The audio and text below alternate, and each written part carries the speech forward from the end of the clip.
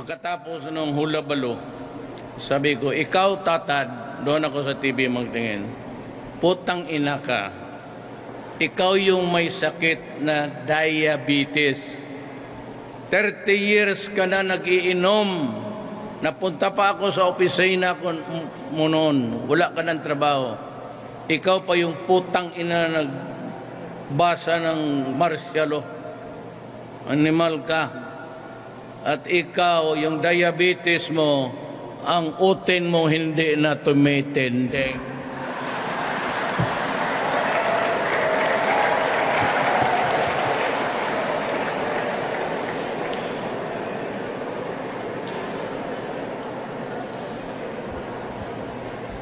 May diabetes ka?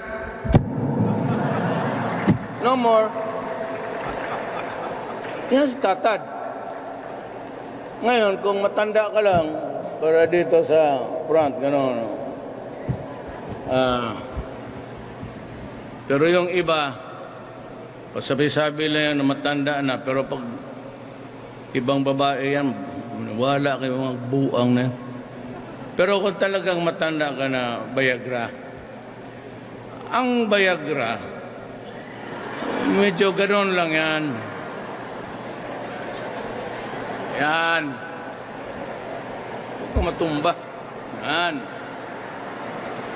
Pero, kailangan, nagli-lecture ako sa inyo, maniwala kayo.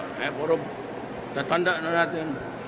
Ang Viagra, by experience, nakafocus ka talaga sa babae, maganda, tapos sige ka, amoy, halik. Kasi oras, magpasok ang problema ng may maisip ako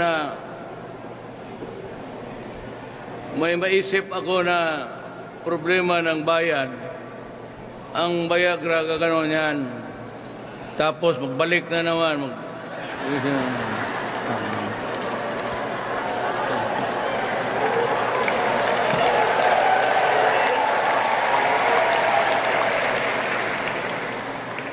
Tapos maisip ko yung putang inang isa pa yung Manila Water. Pag naisip ko, wala.